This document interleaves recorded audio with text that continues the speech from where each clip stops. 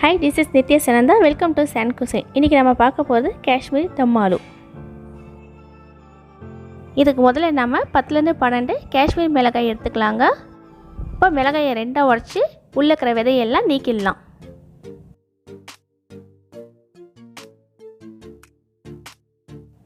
இதே மாதிரி எல்லா மிளகாயும் செஞ்சிடலாங்க.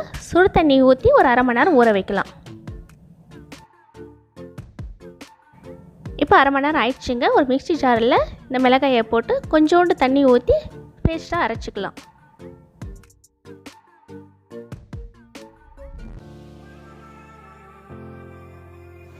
இப்போ மிளகாய் பேஸ்ட் அரைச்சாச்சு.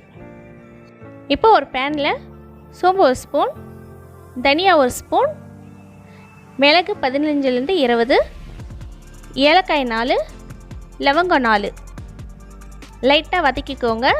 மீடியமான ஃப்ளேமில் ஸ்மெல் வர வரைக்கும் வதக்கினா போதுங்க. இப்போ நல்லா வறுத்தாச்சுங்க. கொஞ்ச நேரம் ஆற விட்டுடலாம். இப்போ நல்லா ஆறிடுச்சுங்க.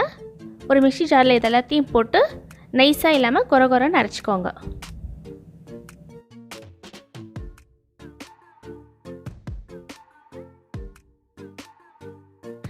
இப்போ இந்த மசாலா பவுடர் அரைச்சாச்சு. 1/2 கிலோ பேபி பொட்டேட்டோ எடுத்துக்கோங்க. ஒரு குக்கரில் போட்டு தேவையான அளவு தண்ணீர் விட்டு க்ளோஸ் பண்ணிடுங்க. அதிக தீயில ஒரே ஒரு விசில் வர வரைக்கும் விட்டு எடுத்துக்கோங்க.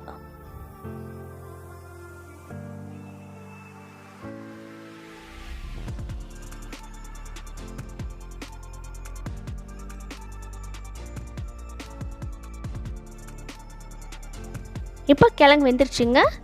தண்ணி எல்லாத்தையும் வடிச்சிட்டு எல்லா கிழங்கையும் தோல் உரித்து எடுத்துக்கலாம்.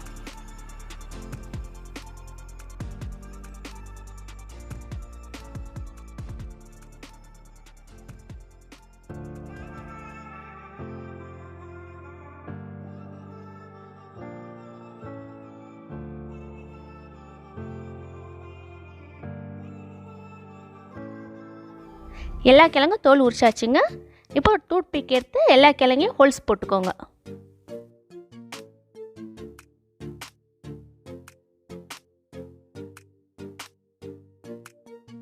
இப்போ ஒரு கடாயில் எண்ணெய் விட்டு எண்ணெய் சூடானதும் எல்லா கிழங்கையும் போட்டு வறுக்கலாம்.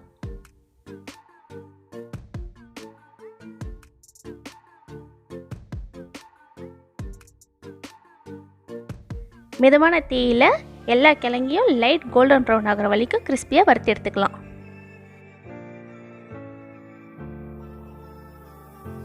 இப்போ கிழங்கு நல்லா ரோஸ்ட் ஆயிடுச்சு. எடுத்து வச்சுக்கலாம்.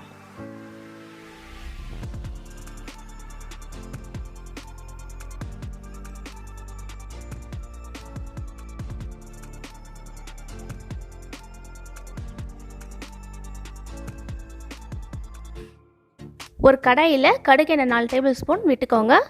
அந்த ஸ்மெல் அதிகமாக இருக்கும். அதை குறைக்கிறதுக்கு நம்ம ஒரு சிட்டிகை உப்பு போட்டுக்கிட்டோன்னா அந்த ஸ்மெல் கொஞ்சம் ரெடியூஸ் ஆகிடும். நீங்கள் வேறு ஏதாவது குக்கிங் ஆயில் கூட யூஸ் பண்ணிக்கலாங்க. பட் இந்த ரெசிபிக்கு மஸ்டர்ட் ஆயில் தான் நல்லாயிருக்கும். சீரகம் 1 ஸ்பூன், பெருங்காயம் 1/2 ஸ்பூன், மஞ்சள்தூள் 1/2 ஸ்பூன், அரைச்சி வச்ச மிளகாய் விழுது,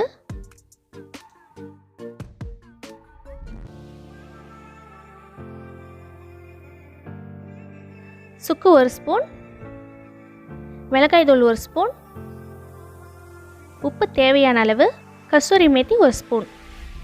இது எல்லாத்தையும் மிதமான தீயில 2லேருந்து 3 நிமிஷம் வதக்குங்க.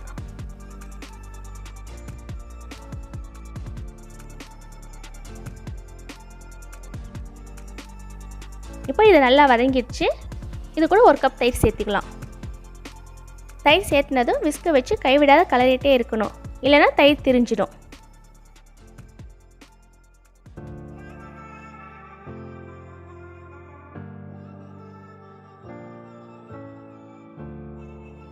ஒரு 5 நிமிஷம் அதிக தீயில கைவிடாத கலரிட்டே இருங்க.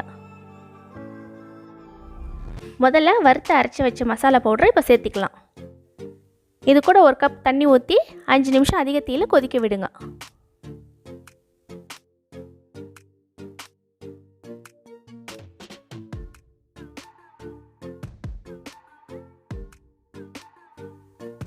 இப்போ வறுத்து வச்ச உருளைக்கிழங்கு இதில் சேர்த்துக்கலாம். உருளைக்கிழங்கு உடையாமல் மெதுவாக கலரி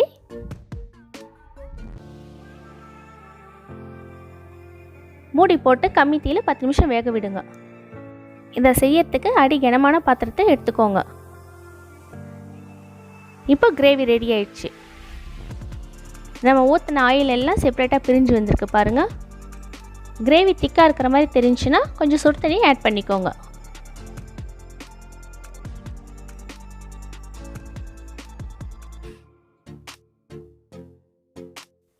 இப்போ கடைசியாக பொடியாக நறுக்கின கொத்தமல்லியை தூவி அடுப்பை அணைச்சிடுங்க. காஷ்மீரி டம் ஆலு ரெடி ஆயிடுச்சு.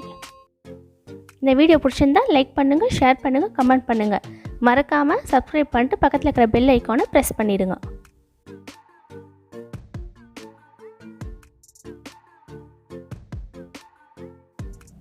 இந்த கிரேவியை white rice, ghee rice, jeera rice, chapati, roti எது கூடனாலையும் நீங்கள் சூடாக பரிமாறிக்கலாம். ரொம்ப நல்லாயிருக்கும்.